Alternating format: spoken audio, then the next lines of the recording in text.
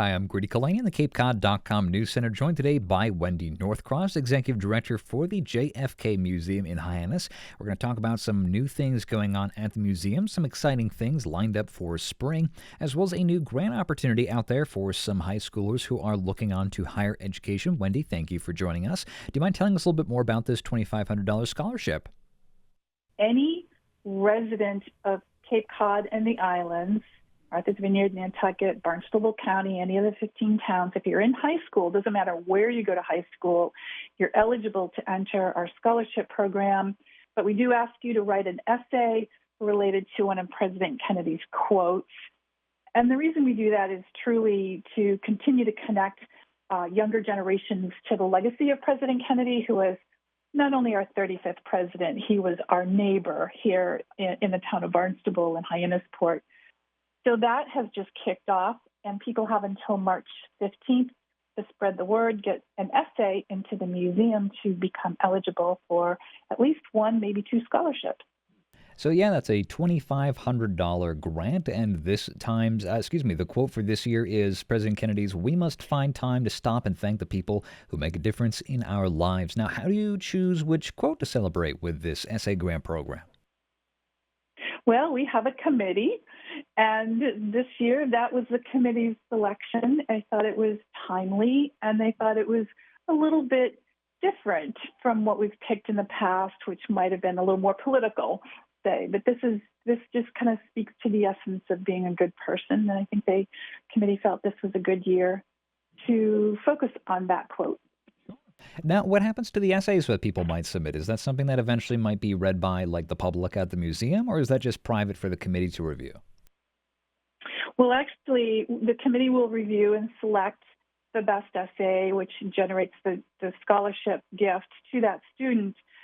We generally have a student come and present it in person to a small audience at the museum, and then we ask permission to publish it on our website so that we can share that essay more widely.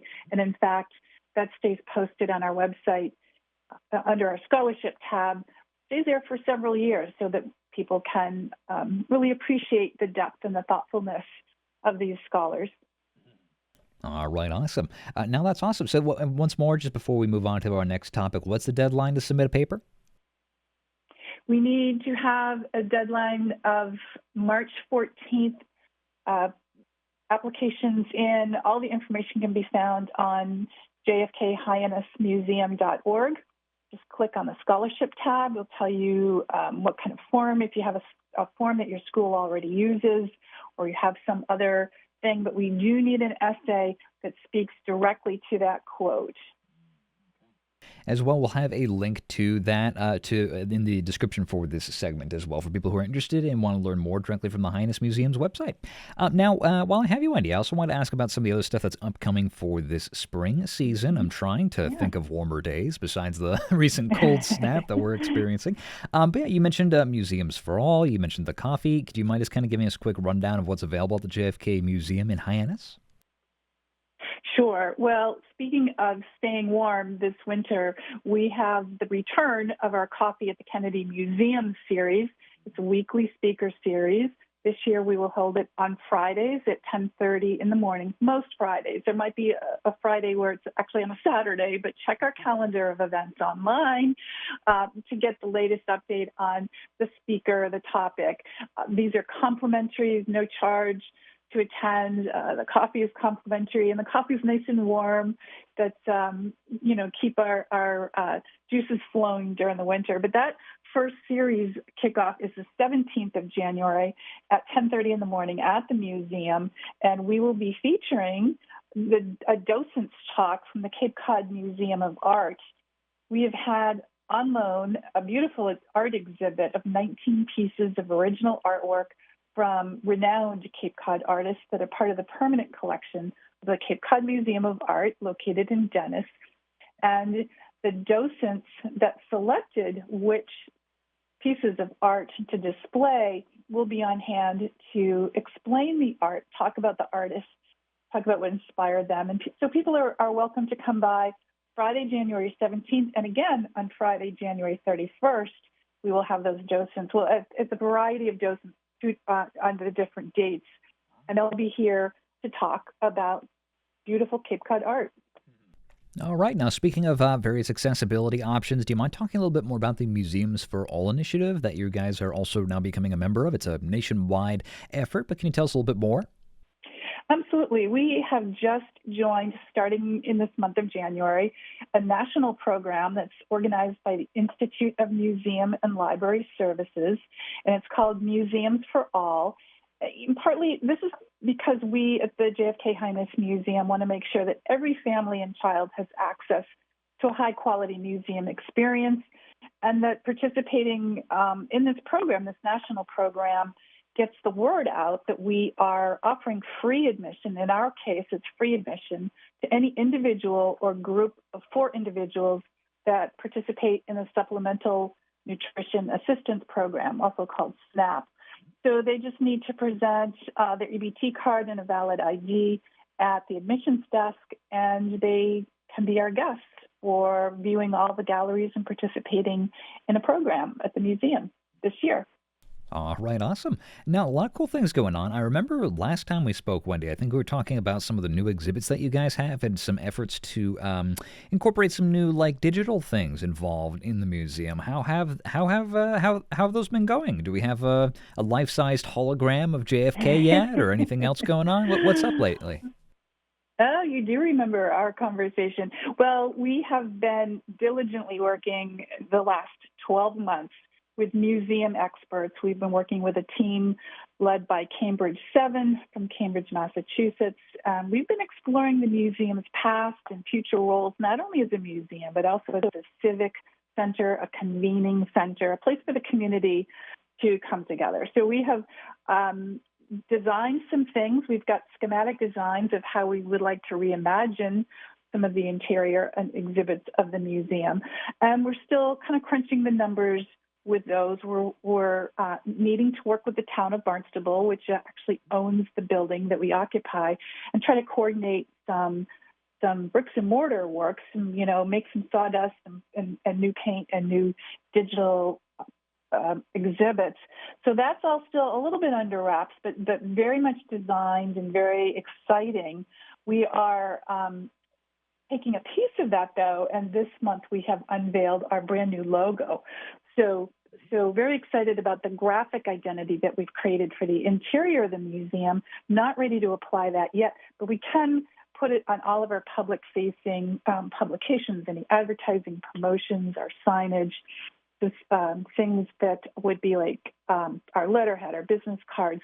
All of that we're going to start to roll out starting this week with our new look. And if you can see it, I hope you'll be able to put it up on the website that goes along with this story. Yeah, but so it's a burgee. Part of the icon is a burgee, which is something that sailors are very familiar with. It would be a flag that you would have flying from your boat, and it looks like a JFK burgee. So a reference to not only the president but our place. Cape Cod.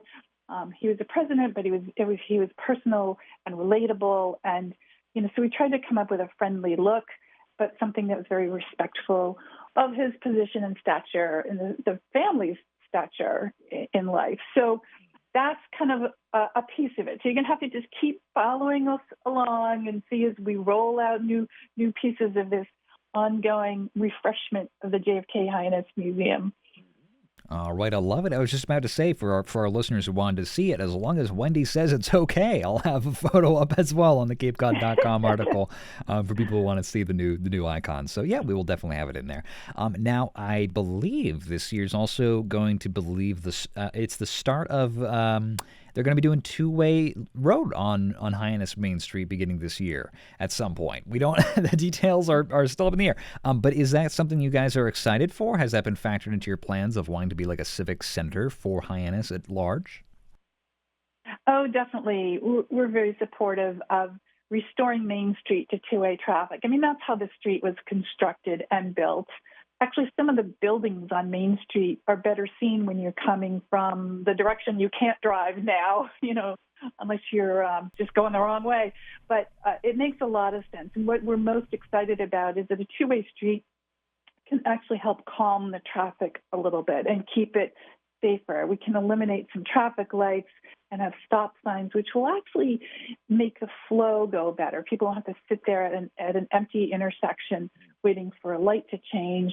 But truly, the real winner here are the pedestrians. It makes it a much more friendly environment for pedestrians, makes it safer for people. When people are going slower and enjoying a very traditional New England Main Street, it just improves the visits to our street. So we here at the JFK Museum, we've had over 42,000 people in the last year come and visit. Most of them are from away, and we think that this kind of a two-way street pattern is only going to benefit us and everyone else on Main Street and the surrounding neighborhoods.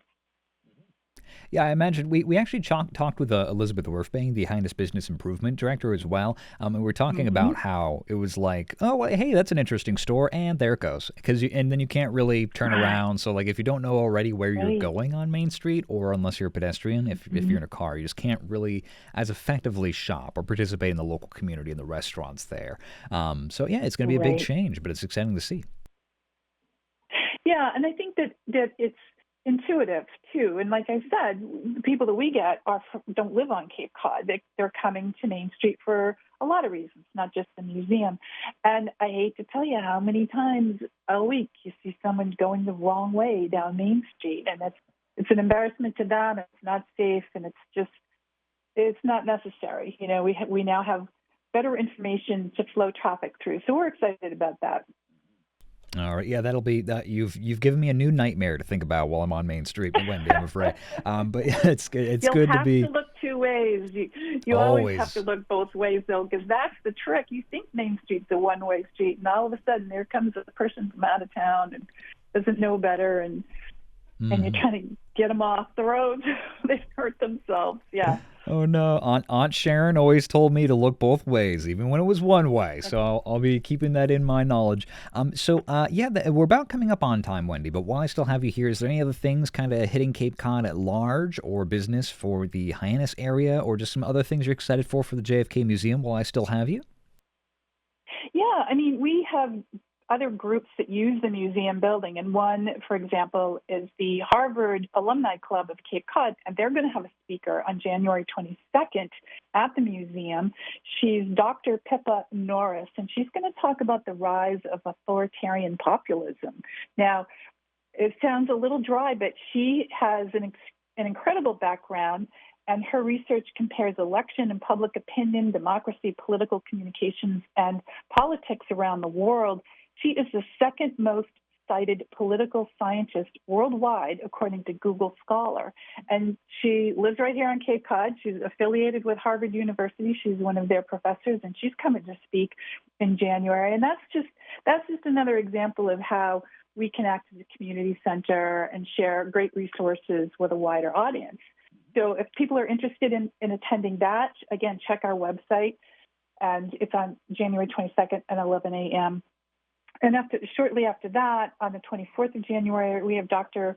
Siddhartha from Cape Cod Healthcare. He's the Chief Wellness Officer at Cape Cod Healthcare, and he's going to come and speak about All My Secrets, which is a book he wrote. It's fiction, but it has plots and twists and turns, but it gives you a little information about the inner workings of the human body and how to achieve a superior state of health. It's the perfect topic for January, right? So that's going to be the 24th of January, again, at the museum, 10:30 in the morning on a Friday. We just invite anyone, even if you're not a member, be our guest, come to the museum and check us out.